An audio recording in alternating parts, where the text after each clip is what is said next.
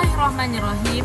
Assalamualaikum warahmatullahi wabarakatuh. Perkenalkan, nama saya Khairul Nisa Caniago, asal dari Prodi PAI semester 1.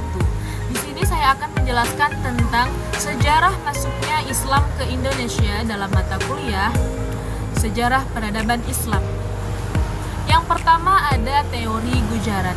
Teori mengenai masuknya Islam ke Nusantara pertama kali dikemukakan oleh orientalis Belanda yang berpendapat bahwa Islam mulai memasuki Indonesia pada abad ke-13 dibawa oleh pedagang dari Gujarat, yaitu India. Pandangan ini juga didukung oleh orientalis lain seperti Jan Pijetapel yang mengaitkan asal mula Islam di Indonesia dengan daerah Gujarat dan Malabar. Selanjutnya ada teori Arab, yaitu teori yang menyatakan bahwa Islam masuk ke Indonesia secara langsung dari Arab tanpa melalui perantara bangsa lain dan didukung oleh sejumlah bukti sejarah. Salah satu pendukung utama teori ini adalah Profesor Hamka yang berpendapat bahwa Islam sudah masuk ke Indonesia pada abad pertama Hijriah atau ke-7 hingga 8 Masehi. Menurut Hamka, jalur perdagangan internasional melalui Selat Malaka yang menghubungkan dinasti Tang di Cina, Sriwijaya di Asia Tenggara, dan Bani Umayyah di Arab sudah ada sejak lama.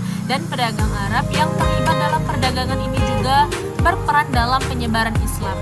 Selanjutnya yang ketiga ada teori Persia. Teori Persia tentang masuknya Islam ke Indonesia dipelopori oleh Hussein Dajaningrat. Teori ini lebih fokus pada pengaruh kebudayaan Persia yang tampak dalam kehidupan masyarakat Muslim Indonesia yang dianggap memiliki kesamaan dengan kebudayaan Persia. Beberapa bukti yang mendukung teori ini adalah yang pertama, peringatan 10 Muharram atau Asyura yang merupakan momen untuk mengenang wafatnya Hasan dan Husain, cucu Nabi Muhammad SAW yang sangat dihormati oleh kaum Syiah di Iran. Di Sumatera Barat, peringatan ini dirayakan dengan upacara tabui atau tabun. Sementara di Jawa, momen ini ditandai dengan pembuatan bubur Asyura.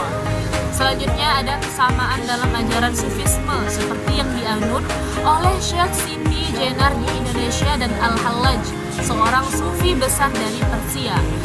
Selanjutnya ada penggunaan istilah-istilah bahasa Persia dalam sistem pengejaan huruf Arab untuk tanda baca harokat. Selanjutnya ada penemuan makam Maulana Malik Ibrahim di Gresik pada tahun 1419.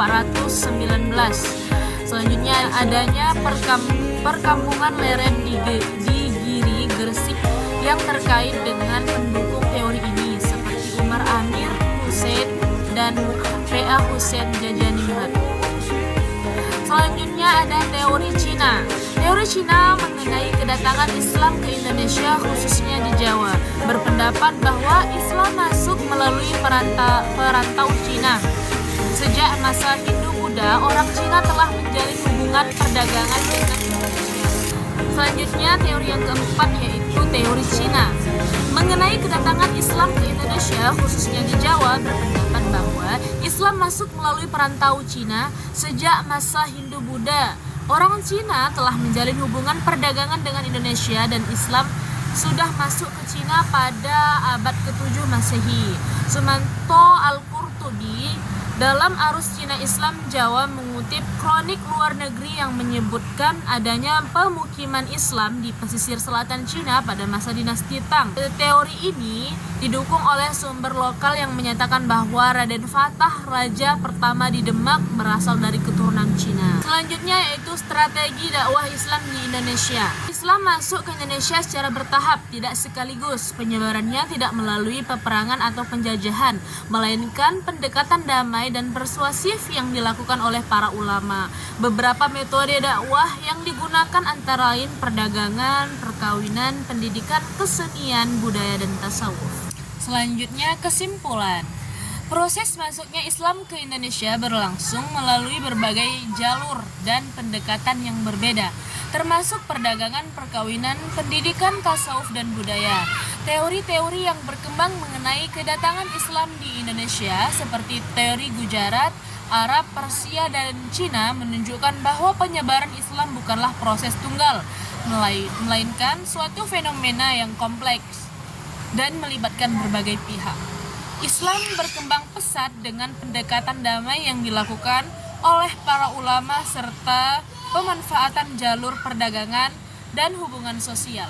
Selama masa kesultanan, Islam membawa perubahan besar dalam kehidupan sosial dan politik di Indonesia yang semakin diperkuat dengan masuknya penguasa-penguasa lokal ke dalam agama Islam. Namun, kedatangan penjajah barat seperti Portugis, Belanda, dan Inggris mengubah dinamika tersebut dengan kebijakan yang membatasi perkembangan Islam, terutama dalam ranah politik dan hukum.